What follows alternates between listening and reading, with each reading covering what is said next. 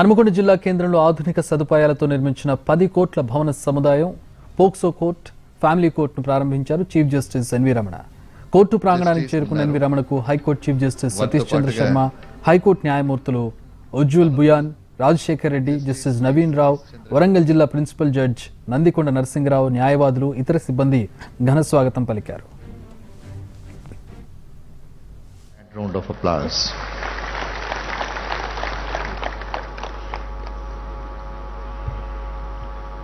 Honorable the Chief Justice of India, Mr. Justice N.V. Ramanna, Honorable Shivmala Ramanna Madam, my brother and sister judges, respectable spouses, Registrars General and other Registrars of the High Court, Mr. Narsingh Rao, Principal District and Sessions Judge, Warangal, Judicial Officers of Warangal District, Learned Advocate General, Assistant Solicitor General, Mr. Ishwar Nath, President Bar Association Warangal, President High Court Bar Association Hyderabad, Mr. Rajiv Gandhi Hanumantu, District Collector Warangal, and other officers of the District Administration, Mr. Tarun Joshi, Commissioner of Police, and other respectable police officers, seniors and other members of Warangal Bar, members of various bar associations,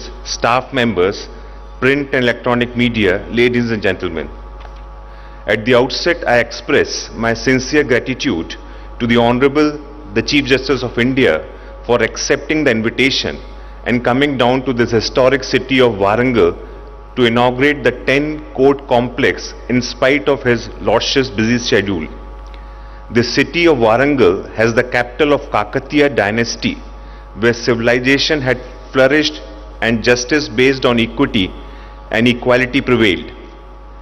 The building to house 10 courts has been constructed keeping in view all the conveniences of the lawyers, litigating parties, judges and staff. It is equipped with all facilities. The new court building will help the members of the bar and the bench to dispense justice to the litigants in better environment. The image of judiciary in society is in its high esteem. Both judicial officers and law officers are responsible to keep alive the hope and faith of the people by their hard work. Better infrastructural facility would inspire them to devote their time and ability to deliver their best of betterment of judiciary and society as well. I congratulate the people of Warangal district, bar and district judiciary for this new magnificent building with all the facilities. Similar court complexes are required to be constructed in all the districts of the state with modern infrastructural facilities to strengthen and enhance the justice delivery system. At this stage, I would like to request the Advocate General to please convey our feelings to the government that we need this type of structure everywhere in the entire state, in every district. The efforts made by the official of Road and Building Department and other departments deserve high appreciation in nurturing this complex with modern facilities. The Bar of Warangal has produced many eminent and erudite lawyers. Some of them who are being facilitated today have paved the way of excellence through their high clarity of thoughts, incisive analysis and powerful expression exhibited through their advocacy skills. Further, the Warangal District Judiciary is lucky to have Justice Naveen Rao as its administrative judge for more than 2 years, and it is an added advantage. But for Justice Naveen Rao's continuous persuasion, this building could not have finally made ready for occupation. Before I conclude, I once again congratulate all for being the part of this historic occasion. It is now for all of us, judges, lawyers and officers and staff and the public, to dedicate ourselves for effective functioning of the institution and its growth. Thank you, one and all. Jai Hind. Thank you very much, sir. ఇలాంటి న్యాయస్థాన భవన ప్రాంగణాలు రాష్ట్రమంతా ఉండాలి అనేటటువంటి ఆకాంక్షను వెలిబుచ్చటం జరిగింది. ఇక కార్యక్రమంలో ప్రధానమైన అంశానికి వెళ్తున్నాం. దేశ అత్యున్నత న్యాయస్థానం అంటే సుప్రీంకోర్టు తెలుగు ఠేవితో కళకళలాడుతోంది. వారిది అత్యంత సామాన్యమైనటువంటి కుటుంబం. అయితే న్యాయమూర్తిగా ఆలోచనలో గాఢత ఇది మన తెలుగు తేజం సొంతం. సాధారణ జీవితం, అనితర సాధ్యమైన శ్రమ, అసాధారణ ప్రతిభ, న్యాయమూర్తిగా ఆయన ప్రస్థానం. ఇది ఆయన ప్రస్థానం మాత్రమే కాదు, ఇది ఒక తెలుగువాడి ప్రస్థానం కూడా. ఆయన ఒక సామాన్య స్థాయి నుండి అనన్యమైన స్థాయికి వెళ్ళటానికి ఎన్నో మైలురాళ్లను అధిగమించారు. 48వ ప్రధాన న్యాయమూర్తిగా దేశ రాష్ట్రపతి ప్రమాణ స్వీకారం చేయగానే ప్రతి తెలుగువాడింట పండగ వాతావరణం నెలకొన్నది అది రమణ గారిదే. అయితే వరంగల్కి ప్రధాన న్యాయమూర్తి వర్యులకి ఉన్న ఇదేమిటంటే ఆయన తెలుగు బిడ్డ. ఎక్కడికి వెళ్ళినా కూడా తెలుగు గురించి గొప్పగా చెబుతుంటారు. చాలా సందర్భాల్లో వారి సందేశంలో కూడా విన్నాను, వారు తెలుగు బిడ్డడవయ్యి తెలుగు రాదటంచు సిగ్గులేక ఇంక చెప్పుటెందుకురా, అన్య భాషలు నేర్చి ఆంధ్రంబు రాదంచు సకిలించు ఆంధ్రుడా సావవెందుకురా అంటారు. అది చెప్పింది మన కాళోజీ, వరంగల్లు కాళోజీ. సో అలాంటి మహనీయుణ్ణి కేవలం చప్పట్లతో కాదు, లేచి నిలబడి గౌరవంగా వారి సందేశాన్ని వినడానికి స్వాగతిద్దాం. గట్టిగా గట్టిగా give a grand grand grand round of applause. హస్తినలో ఈ చప్పట్లు వినబడాలి. Over to you sir.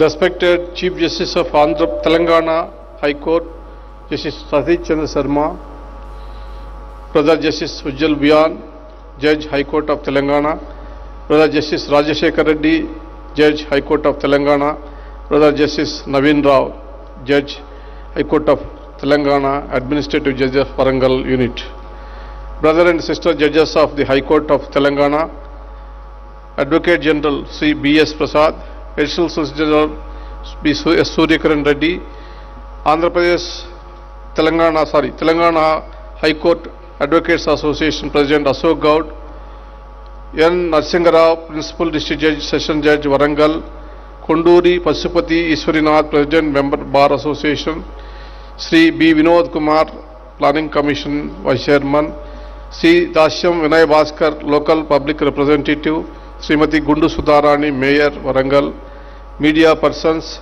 other distinguished guests, ladies and gentlemen, Telangana నలుమూల నుంచి తెల్లవచ్చినటువంటి న్యాయవాద మిత్రులందరికీ కూడా నమస్కారం.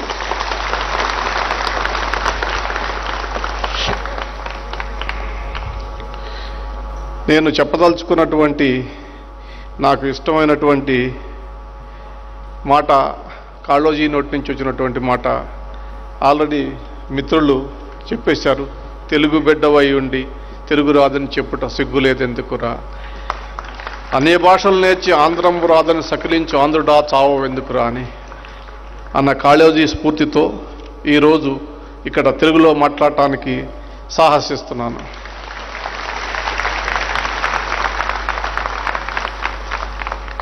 వారు వరంగల్ పట్టణానికి నాకు సంబంధం గురించి మాట్లాడారు.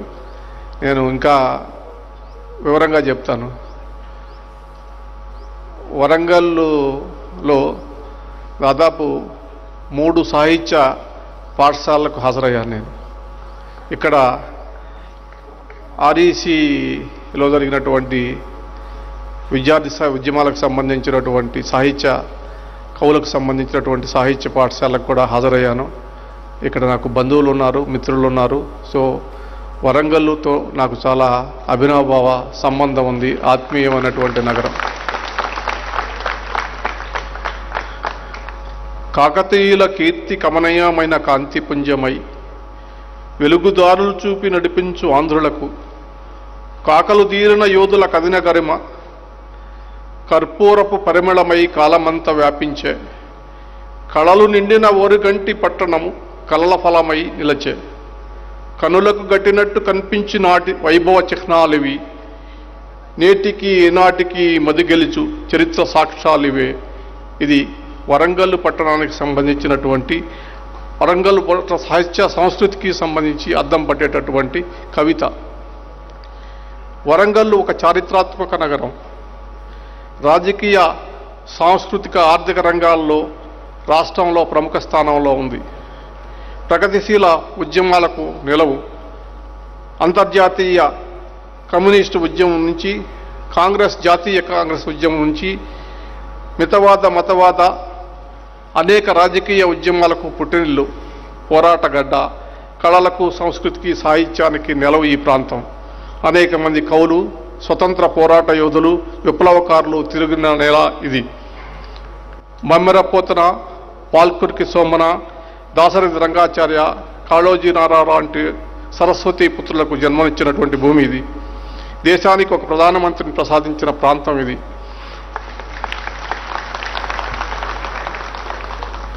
నిరంకుశ నియంతృత్వ పెత్తందారీ విధానాలకు వ్యతిరేకంగా సాగిన అనేక పోరాటాలకు పుట్టినిల్లిది.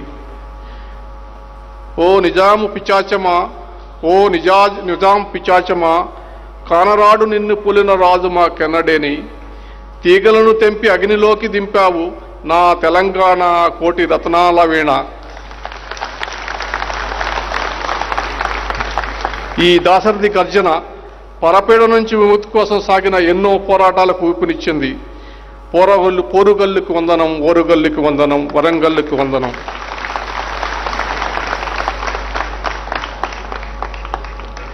తెలంగాణ రాష్ట్ర హైకోర్టు ప్రధానమూర్తితో సహా దాదాపు 12 మంది న్యాయమూర్తులు వారి కుటుంబ సభ్యులతో కలిసి నిన్న నేడు ఈ వరంగల్ ప్రాంతంలో పర్యటించేటటువంటి అవకాశం ఇచ్చినటువంటి మీ అందరికీ కూడా కృతజ్ఞతలు తెలియజేసుకుంటున్నాను. నిన్న మేము రామప్ప దివ్యక్షేత్రం చూసాం. అద్భుతమైనటువంటి, ప్రపంచ ప్రఖ్యాతిగాంచినటువంటి ఆ దివ్యక్షేత్రాన్ని చూసి చాలా ఆనందించాం, మురిసిపోయాం. మనకున్నటువంటి గొప్ప చారిత్రాత్మక సంపదన గురించి మొదటిసారిగా యునెస్కో గుర్తించి ఒక అవార్డుని ఇవ్వటం అనేటటువంటి కూడా మనం అంతా గర్వించాల్సినటువంటి విషయం. ఈరోజు 1000 స్తంభాల గుడి చూడటం జరిగింది. అద్భుతమైనటువంటి శిలా కళా వైభవాన్ని చూడటానికి 2 కళ్ళు చాలవు. అంతేకాకుండా భద్రకాళీ మాత దర్శనం కూడా చేసుకోవటం జరిగింది. ఈ కోటలకు, భారీ చరిత్రాత్మకమైనటువంటి కట్టడాలకు, అద్భుతమైనటువంటి ఆలయాలకు పుట్టినటువంటి ఈ ఓరుగల్లు కాకతీయ రాజులు అందించినటువంటి ఈ ఘనమైనటువంటి వారసత్వానికి దీటుగా ఈరోజు ఈ కోర్టు భవనాలు తీర్చిదిద్దబడ్డాయి. 1936లో ప్రారంభించబడినటువంటి ఈ కోర్టు అనేకమైనటువంటి పురాతనమైనటువంటి కట్టడాలకు నిలమై ఉంది. తర్వాత గత 11 సంవత్సరాలుగా మరి ఉమ్మడి రాష్ట్రంలోను, తర్వాత ప్రత్యేక తెలంగాణ రాష్ట్రం ఏర్పడిన తర్వాత అనేకమైనటువంటి కృషి చల్పి ఈ అద్భుతమైనటువంటి నూతన 10 కోట్ల భవన సముదాయాన్ని ఈరోజు నిర్మించుకోవడం జరిగింది. అది చాలా సంతోషించదగ్గటువంటి విషయం. ఎందరో స్వతంత్ర సమరయోధులు, దేశభక్తులతో ఈ ప్రాంతం, ఈ కోర్టు ప్రాంగణం అంతా కూడా పునీతమైనటువంటి ప్రాంతం. ఈ ప్రాంతం నుంచే జస్టిస్ జగన్మోహన్ రెడ్డి గారు, జస్టిస్ రఘువీర్ గారు, జస్టిస్ మోతీ నాయక్ గారు, జస్టిస్ నరసింహారెడ్డి గారు, జస్టిస్ కేశవరావు గారు లాంటి న్యాయమూర్తులను కూడా ఈ బార్ అసోసియేషన్ ప్రసాదించింది. ఇవాళ జస్టిస్ నవీన్ రావు గారు ఈ ప్రాంతంలో అనేకమైనటువంటి కోర్టులకు సంబంధించినటువంటి కార్యక్రమాలకు, కోర్టులని మళ్ళా పునర్నిర్మించడం కోసం ఒక ప్రత్యేకమైన శ్రద్ధ వహించి తన మానస పుత్రికగా ఈ కోర్టు భవనాలను తీర్చిదిద్దారు. నేను ప్రధాన న్యాయమూర్తి అయినప్పటి నుంచి కూడా భారతదేశంలో శిథిలావస్థలో ఉన్నటువంటి కోర్టులను పునర్నిర్మించాలని, వాటిని మరలా నూతనంగా మార్చాలని, అధునాతనికమైనటువంటి కోర్టులను మార్చడం ద్వారానే ప్రజలకు సత్వరమైనటువంటి న్యాయం అందజేయగలుగుతామనేటటువంటి విషయాన్ని చెప్పడం జరిగింది. దానికి సంబంధించి నేను ఒక సుదీర్ఘమైనటువంటి ప్రణాళికను భారతదేశ వ్యాప్తంగా అన్ని రాష్ట్ర హైకోర్టుల నుంచి కూడా ఒక సమాచారాన్ని సేకరించాం. ఏ రాష్ట్రాల్లో, ఏ జిల్లాల్లో, ఏ ప్రాంతాల్లో కోర్టులకి కావాల్సినటువంటి వసతి కానీ, కేసులు అధికంగా ఉండటం కానీ, అనేకమైనటువంటి విషయాలను క్రోడీకరించి మన కోర్టులకు కావాల్సినటువంటి మౌలిక సౌకర్యాలను ఏర్పాటు చేయాలని చెప్పేసి ఒక ప్రణాళికను రూపొందించి భారతదేశంలో ఇండియన్ జ్యుడిషియల్ ఇన్ఫ్రాస్ట్రక్చర్ కార్పొరేషన్ అనేటటువంటి ఒక సంస్థను ఏర్పాటు చేయాలని చెప్పేసి భారతదేశ ప్రభుత్వానికి న్యాయ మంత్రిత్వ శాఖకు పంపించాను గత జూలైలో. ఇంతవరకు దానికి సంబంధించినటువంటి విషయం మీద మాకు సరైనటువంటి రిప్లై అయితే రాలేదు. మరి దానికి వారు పరిశీలించి మరి శీతాకాల సమావేశాల్లో పార్లమెంట్లో ఏదైనా చట్ట రూపంలో తీసుకొస్తారనేటువంటి ఉద్దేశంతో ఎంతో ఆశతోటి ఎదురు చూస్తున్నాను. ఈరోజు నా యొక్క ఆలోచనలకు గాను నా యొక్క భావాలకు అనుగుణంగాను నా కళలకు ప్రతిరూపంగాను ఈ యొక్క మోడర్నైజేషన్ జరిగింది. దానికి మిత్రులు జస్టిస్ నవీన్ రావు గారికి ప్రత్యేకమైనటువంటి కృతజ్ఞతలు తెలియజేసుకుంటున్నారు. అణువణువున ఆయన తీర్చిదిద్దారు. పనికి రాకుండా శిథిలావస్థలో ఉన్నటువంటి అనేకమైనటువంటి భవనాలని రూపుదిద్దించి మరి ప్రత్యేకించిన పోస్కో కోర్టును ఏర్పాటు చేయటం, అదేవిధంగా చైల్డ్ విట్నెస్ ప్రొటెక్షన్ పద్ధతిలో ఒక ప్రత్యేకమైనటువంటి కోర్టు రూమ్ని ఏర్పాటు చేయటం, తర్వాత నేరస్తుడు మరి పోస్కో యాక్ట్లో ఉన్నటువంటి బాలికకు కానీ వారికి సంబంధించినటువంటి వాళ్ళు కానీ చూడకుండా ఒక ప్రత్యేకమైనటువంటి ఒక రూమ్ని ఏర్పాటు చేసి తద్వారా మరి వారికి ఏ రకమైనటువంటి అసౌకర్యం కలుగజేయకుండా న్యాయం జరిగే విధంగా ఏర్పాటు చేయడం జరిగింది. దీన్ని ప్రత్యేకించి అభినందిస్తున్నాను. అంతేకాదు దీనిని ఒక సమగ్ర రూపంలో ఒక పుస్తకం రూపంలో ప్రచురించి ఒక వీడియో కనుక తీస్తే భారతదేశంలో ఉన్నటువంటి మిగతా రాష్ట్రాలకు కూడా నేను పంపించి దీన్ని ఒక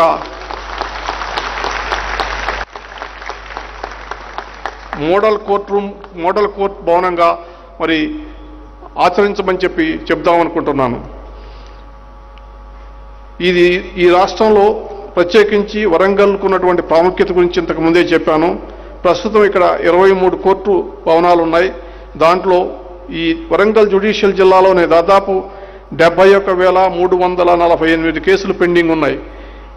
అందులో ఈ వరంగల్ కోర్టు సముదాయంలోనే 40,769 కేసులు పెండింగ్ ఉన్నాయి.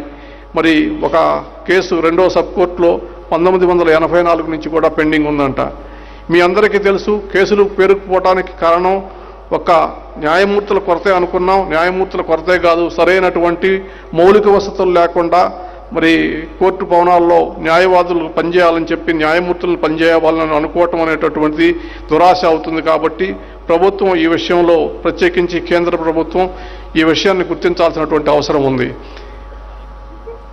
దేశంలో అనేక రాష్ట్రాల్లో ప్రత్యేకించి వచ్చినటువంటి సమస్య ఏమిటంటే కేంద్ర ప్రభుత్వం ఇచ్చినటువంటి నిధులను తోడ్పాటు రాష్ట్ర ప్రభుత్వం కూడా వారి గ్రాంట్నిచ్చి రెండింటినీ కలిపి భవనాలను అభివృద్ధి చేయాలా.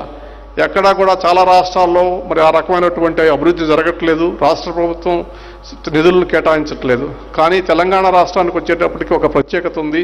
తెలంగాణ రాష్ట్ర ప్రభుత్వం మరి మద్దతు ఇచ్చి కేంద్ర ప్రభుత్వం నిధులు ఇవ్వకపోయినా కూడా ఈరోజు ఇక్కడ కోర్టు బిల్డింగ్ నిర్మాణం జరిగిందంటే అది తెలంగాణ ప్రభుత్వం యొక్క గొప్పతనం అని చెప్పుకోవాలా. తెలంగాణ ప్రభుత్వం ఈ రకంగా న్యాయ వ్యవస్థకు మద్దతు ఇవ్వటాన్ని నేను హృదయపూర్వకంగా అభినందిస్తున్నాను.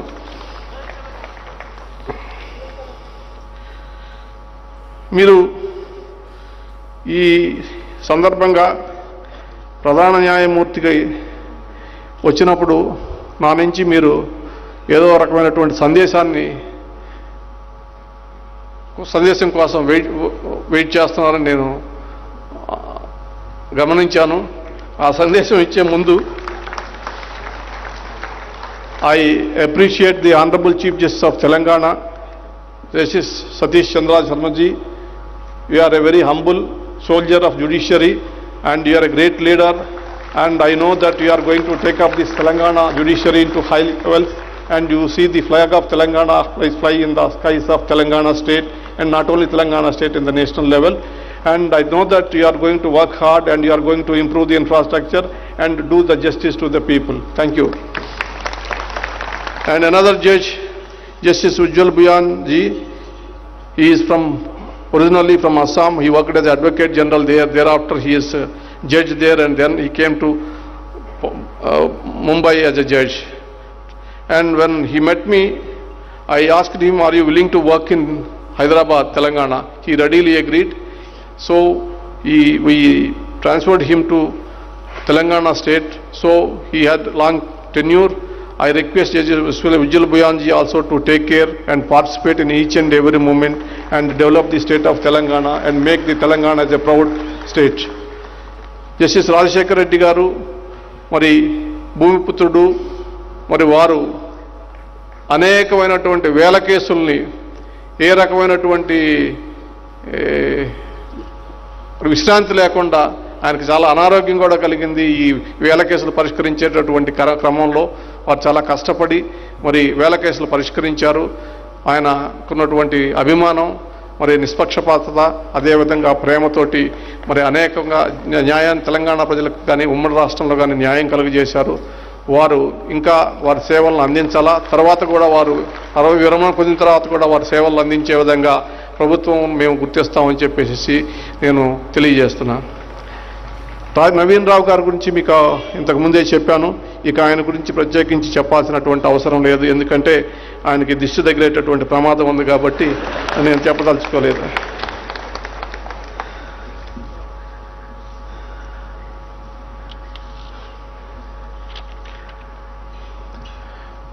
తెలంగాణ వివిధ ప్రాంతాల్లో వచ్చినటువంటి న్యాయవాద మిత్రులకు ప్రత్యేకించి నేను 1-2 విషయాలు చెప్పదలుచుకున్నాను.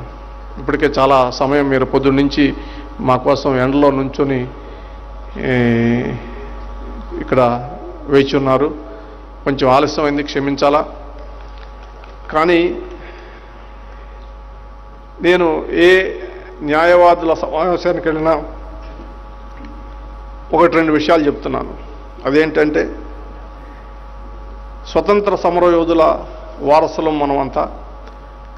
స్వతంత్రం కోసం పోరాడినటువంటి ఘనమైనటువంటి నాయకులైనటువంటి మహాత్మా గాంధీ, నెహ్రూ, సర్దార్ వల్లభాయ్ పటేల్ వారి వారసులం మనం భారత స్వతంత్రం దేశం తీసుకురావటం కోసం ఎంతో కృషి తెలిపాం.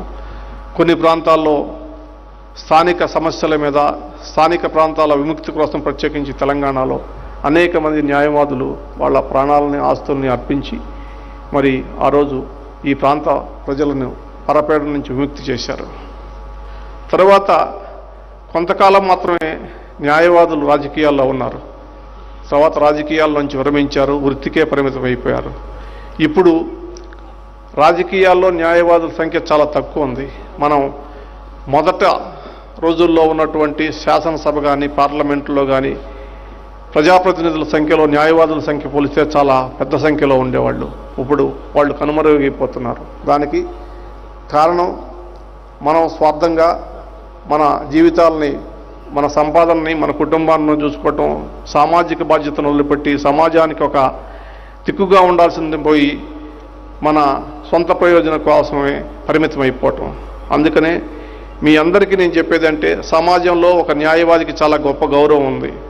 మీరు ఒక నల్లకోట్ వేసుకుని కనుక రోడ్డు మీద పోతుంటే ఏ వృత్తి వాడికి ఇవ్వనటువంటి గౌరవం ఒక న్యాయవాదికి ఇస్తాడు. ఎందుకంటే మీరంతా ఎంతో అనుభవజ్ఞులని, తెలివిగలవారని, మేధావులని, మీరు సమాజానికి ఒక దారి చూపుతారని, వారి సమస్యలకు పరిష్కారం చూపుతారనేటటువంటి గొప్ప ఆశ ఉంది. ఆశను నెరవేర్చాల్సినటువంటి బాధ్యత మనకుంది. దాని నుంచి మనం గాడి తప్పి ఈరోజు మరి మన కుటుంబ అవసరాల కోసం వృత్తికి సంబంధించి మాత్రమే పరిమితమయ్యాం. కుటుంబం, వృత్తి ప్రాధాన్యత లేని విషయం కాదని నేను చెప్పటం లేదు. దాంతోపాటు కూడా సమాజాన్ని గురించి కూడా, దేశం గురించి కూడా, రాష్ట్రం గురించి కూడా, ప్రజల గురించి కూడా ఆలోచించి ఒక నాయకత్వం, ఒక దశ నిర్దేశం చేయాల్సినటువంటి బాధ్యత ఈ న్యాయవాద వృత్తి ఉందని చెప్పేటువంటి విషయాన్ని దయచేసి మీరు గుర్తించాలా. అందుకనే ప్రత్యేకించి వరంగల్ ప్రాంత ప్రజలకు నేను చెప్పాల్సినటువంటి పని లేదు. మీరు సామాజిక స్పృహ మీద, సామాజికమైనటువంటి అంశాల మీద, హక్కుల మీద, ప్రజలకు బాధ్యతల మీద, అదేవిధంగా వాళ్ళకున్న సమస్యల మీద అవగాహన కలిగించి వాళ్ళని చైతన్యవంతపరచవలసిందిగా నేను మీకు ఈ సమావేశం ద్వారా విజ్ఞప్తి చేస్తున్నా. ఇక ఒక మిత్రులు బార్ అసోసియేషన్ ప్రెసిడెంట్ గారు మాట్లాడుతూ న్యాయవాదులకు సంబంధించి, ప్రత్యేకించి యువన్యాయవాదులకు సంబంధించినటువంటి కొన్ని సమస్యలు లేవనెత్తారు. నేను ఈ కోవిడ్ మహమ్మారి మన జీవిత విధానంగా ప్రపంచంలో అందరి జీవిత విధానాన్ని మొత్తాన్ని మార్చేసింది. మనం మన ఇంటికే బందీలు అయిపోయాం. చాలామంది జీవితాలను కోల్పోయారు. ఆరోగ్య సమస్యలు తల ఎత్తాయి, సంపాదన కోల్పోయారు, ఉద్యోగాలు కోల్పోయారు, మరి నానా రకాలైనటువంటి ఇబ్బందులకు గురవుతున్నారు, ఇంకా గురవుతూనే ఉన్నారు. అది ఎన్ని రోజులు పోరాటం చేయాలో మనం ఇంకా తెలియనటువంటి పరిస్థితిలో ఉన్నాం. మనం ప్రత్యేకించి న్యాయ వ్యవస్థ మీద తీవ్రమైనటువంటి ప్రభావం చూపింది కోవిడ్. ఈ సందర్భంగా జూన్ 1-2 తారీఖుల్లో నేను చీఫ్ జస్టిస్గా స్వీకరించిన తర్వాత భారతదేశంలో ఉన్నటువంటి అందరి ప్రధాన న్యాయమూర్తులతోటి ఒక వీడియో కాన్ఫరెన్స్ చేసి ప్రత్యేకించి న్యాయవాదులు దేశవ్యాప్తంగా ఎదుర్కొంటున్నటువంటి సమస్యలు ఏమిటి అనేటటువంటి విషయాన్ని నేను అడిగాను. వారు చెప్పినటువంటి విషయం ఏంటంటే, ఈ వైఫై సిస్టమ్ ద్వారా, మన వీడియో కాన్ఫరెన్సింగ్ సిస్టమ్ ద్వారా కోర్టులు పట్టణాల్లో, నగరాల్లో బాగా జరుగుతున్నాయి. గ్రామీణ ప్రాంతాల్లో, జిల్లా ప్రాంతాల్లో చాలా ఇబ్బందులు ఎదుర్కొంటున్నారు. ఆర్థికంగా డబ్బులు ఉన్నటువంటి, కొంత పెట్టుబడి పెట్టగలిగినటువంటి ఉన్నత శ్రేణి న్యాయవాదులకు మాత్రమే వృత్తి ఉంది. ప్రత్యేకించి మఫిషియల్ కోర్టు, చిన్న కోర్టుల్లో పనిచేసేటటువంటి న్యాయవాదులు, జిల్లా కోర్టులో పనిచేసే న్యాయవాదులకు ఈ రకమైనటువంటి సౌకర్యం లేకుండా చాలా ఇబ్బంది పడుతున్నారు అనేటటువంటి విషయాన్ని గుర్తు చేశారు. నేను వెంటనే భారతదేశ ప్రభుత్వానికి, న్యాయశాఖ మంత్రికి ఒక లెటర్ రాసి చెప్పాను, మీరు ప్రత్యేకించి గ్రామీణ ప్రాంతాల్లో, జిల్లా ప్రాంతాల్లో మొబైల్ నెట్వర్కింగ్ సిస్టమ్ని ఏర్పాటు చేయండి, మొబైల్ నెట్వర్కింగ్ వ్యాన్స్ను ఏర్పాటు చేయండి. చాలామంది పేద న్యాయవాదులు ఉన్నారు, వాళ్ళు వృత్తిని కోల్పోయారు. ఈ రకంగా కనుక జరిగితే ఒక తరం యువతరాన్ని, ఒక తరం న్యాయవాద వృత్తి మొత్తం కూడా అంతరించిపోయేటటువంటి ప్రమాదం ఉంది అనేటటువంటి విషయాన్ని, ప్రత్యేకించి గ్రామీణ ప్రాంతంలో ఉన్నటువంటి న్యాయవాదులు ఈ తరం, ఒక తరం అంతా కూడా అంతరించిపోయి వీళ్ళు న్యాయ వ్యవస్థలో నుంచి భాగస్వాములు కాకుండా పోయేటటువంటి ప్రమాదం ఉందనేటటువంటి విషయాన్ని చెప్పాను. చెప్పి అవసరమైతే పెద్ద పెద్ద పారిశ్రామికవేత్తల నుంచి కార్పొరేట్ సోషల్ రెస్పాన్సిబిలిటీ స్కీమ్ కింద ఈ సర్వీస్ ప్రొవైడర్స్ దగ్గర నుంచి ఒక సౌకర్యాన్ని తీసుకొని తాలూకాకు ఒక మొబైల్ నెట్వర్కింగ్ వ్యాన్ పెట్టి అక్కడికి వాళ్ళు వచ్చి న్యాయవాదులు కోర్టులో కేసులు ఫైల్ చేసే విధంగా, ఆర్గ్యూ చేసే విధంగా అవకాశం కలిగించమని చెప్పాను. అది ఇంతవరకు కార్యరూపం దాల్చలేదు. మరి ప్రభుత్వం ఏమైనా చేస్తుందని ఆలోచిస్తున్నాను. ఎందుకంటే ఈ సమస్య ఇంకా తీరలేదు కాబట్టి, ఈ కోవిడ్ సమస్య. అంతేకాకుండా మనం సాంకేతిక పరిజ్ఞానం అభివృద్ధి చెందింది. వీడియో కాన్ఫరెన్సింగ్ సిస్టమ్ అనేటటువంటిది మన జీవితంలో కోవిడ్ రాకముందు నుంచి ఉంది. కోవిడ్ వచ్చిన తర్వాత చాలా ప్రభావం చూపింది. మనకి చాలా సుఖంగా, తేలికగా కేసులు పరిష్కారం అయ్యేటటువంటి అవకాశం ఉంది. ఎక్కడో మారుమూలమైనటువంటి ప్రాంతాల్లో ఉన్నటువంటి వాళ్ళు మరి ఢిల్లీలో సుప్రీంకోర్టులో కూడా కేసు ఫైల్ చేసుకునేటటువంటి అవకాశం కలిగింది. అనేక వేల మంది న్యాయవాదులు మరి దేశవ్యాప్తంగా ఈ వీడియో కాన్ఫరెన్సింగ్ సిస్టమ్ ద్వారా సుప్రీంకోర్టులో రోజు కూడా కేసులు ఆర్గ్యూ చేస్తున్నారు. అది చాలా గొప్ప పరిణామం. ఎందుకంటే మీలాంటి పట్టణ ప్రాంతాల్లో ఉన్నటువంటి అడ్వకేట్లు సుప్రీంకోర్టుకి ఒక అడ్వకేట్ని ఎంగేజ్ చేసి అక్కడికి వచ్చి వేలల్లో, లక్షల్లో ఫీజు ఇచ్చి అక్కడ వచ్చి మీరు ఉండి కేసును డిఫెండ్ చేయాలంటే చాలా కష్టం అవుతుంది. మీ అంతటా మీరే వరంగల్ నుంచి కూడా వీడియో కాన్ఫరెన్సింగ్ సిస్టమ్ ద్వారా కేసు ఫైల్ చేసి మీ కేసును మీరు ఆర్గ్యూ చేసుకోవడానికి అవకాశం ఉన్నటువంటి సిస్టమ్ ఒకటి ఉంది. కాబట్టి ఇది అదేవిధంగా ఫిజికల్గా కూడా, భౌతికంగా